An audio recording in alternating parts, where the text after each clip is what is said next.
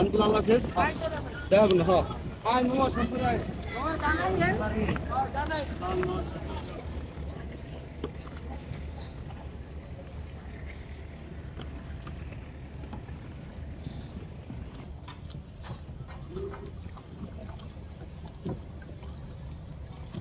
আদৌ বুড়িগঙ্গা নদী পার হচ্ছেন, কেমন ফিল লাগছে? সত্যি অসম্ভব সুন্দর এবং অসম্ভব ভালো লাগার একটা মুহূর্ত।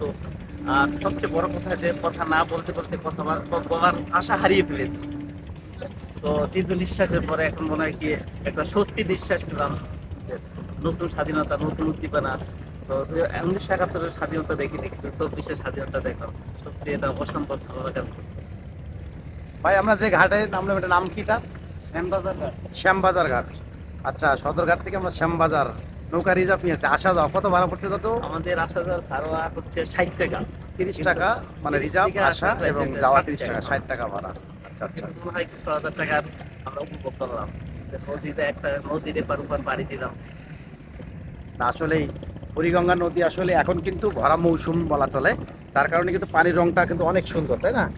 তো একসময় যখন পানি থাকবে না, কম পানি থাকবে, তখন কিন্তু এটা কালো হয়ে যায়, মানে অনেক ময়লা আবর্জনা ভর্তি। কারণ হচ্ছে ঢাকা শহরের যত আবর্জনা সব এখানে পড়ে। তো আসলে এর জন্য একটু কিছু বলেন যে আসলে এই নদীটা সংস্কার করা তো প্রয়োজন মনে হয়, যাতে অন্যান্য মৌসুমে যেন পানিগুলো ঠিক থাকে।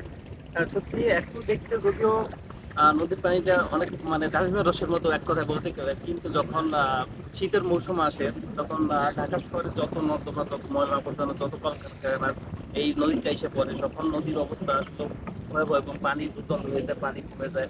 এই নদীটা অবশ্যই সংস্কার করা দরকার, ঢাকাবাসীর জন্য সংস্কার করা দরকার, যাতে ঢাকাবাসী ভালো একটা পরিবেশ পায়, সেদিকে আমরা আশা করি। আচ্ছা, আজকে হচ্ছে শুক্রবার এবং বন্ধের দিন। বন্ধের দিনে আমরা আসলে সদরঘাট ঘুরতে এসেছিলাম। আসলে সদরঘাট না, প্রথমে আমরা আহসান মঞ্জিল গিয়েছিলাম, কিন্তু আসলে এখনো সরকারি সেই প্রতিষ্ঠানগুলো যেগুলো সেগুলো এখন আসলে সেভাবে খোলেনি। দেখতে পাচ্ছেন যে একটা, এটা কি বলি ভাই, এটা বালু ও না না বালু, তেল তেল তেল বাহী ছোট্ট একটা ট্যাঙ্কার, কত সুন্দর দেখেন, অসম্ভব সুন্দর। আমরা আসলে আসন মঞ্জিল গেছিলাম, কিন্তু সেটা বন্ধ থাকার কারণে আমরা একটু সদরঘাট আসলাম, যে সদরঘাটের পরিবেশ পরিস্থিতি একটু দেখি। কিন্তু অসাধারণ সম্ভব সুন্দর। দেখেন কতগুলো লঞ্চ, এবং লঞ্চের প্রাণচাঞ্চল্য ফিরে এসেছে। আমরা যতটুকু দেখছি যে বরিশাল লঞ্চ বা অন্যান্য এলাকার লঞ্চগুলো সব প্রাণচাঞ্চল্য ফিরে এসেছে, কারণ মানুষ যাতায়াত করতে পারতেছে। নতুন সরকার আজকে গঠিত হয়েছে, সরি গতকাল, অর্থাৎ হচ্ছে 8ই আগস্ট নতুন অন্তর্বর্তীকালীন সরকার হচ্ছে শপথ গ্রহণ করেছেন।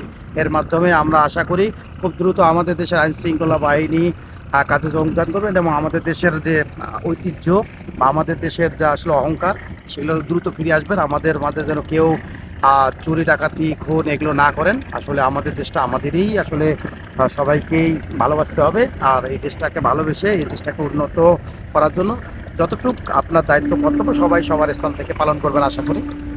খুবই ভালো লাগলো, বিকেল টাইমটা খুবই ভালো কাটলো। যে আসলে আমরা সদরঘাট দেখলাম, যে সদরঘাটের দেখেন কত সুন্দর প্রাণচাঞ্চল্য ফিরে এসেছে। মানুষ খুব ঢাকা থেকে ওই পারে যাচ্ছে, অর্থাৎ ওই পারে হচ্ছে কেরানীগঞ্জ থানা, আর এই পারে হচ্ছে ঢাকা।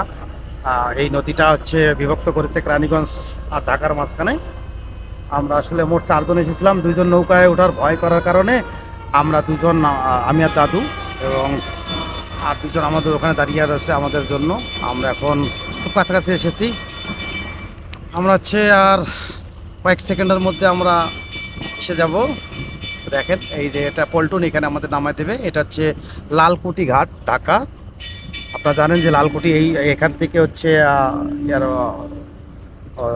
চাঁদপুরে লঞ্চ চলাচল করে, আর এখানে 22তম পল্টন আছে। আর এই যে পুরোটা এদিকে জাহাজ দেখতেছেন, সব লঞ্চগুলো আসলে চাঁদপুরের, এবং ওদিকের হচ্ছে বরিশাল বা দক্ষিণাঞ্চলের যে বরিশাল, পটুয়াখালী, বিভিন্ন অঞ্চলে লঞ্চ চলাচল করে। খুব সুন্দর দেখেন, কত মানুষ চলাচল করতেছে নৌকা যোগে।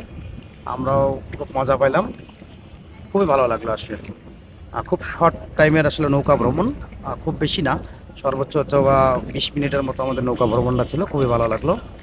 তো আমরা এই যে পল্টনে এসে গেলাম, এই অল্পর জন্য আমরা অ্যাক্সিডেন্ট হাত থেকে রক্ষা পেলাম। যাই হোক, 20 মিনিটের হলেও কিন্তু আসলে আনন্দটা ছিল অনেক অনেক বেশি।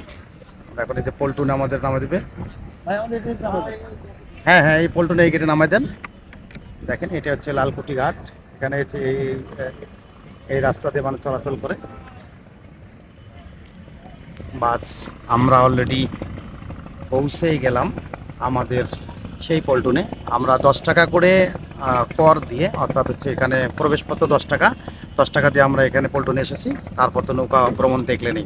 ভালো থাকবেন, সুস্থ থাকবেন, আল্লাহ হাফেজ।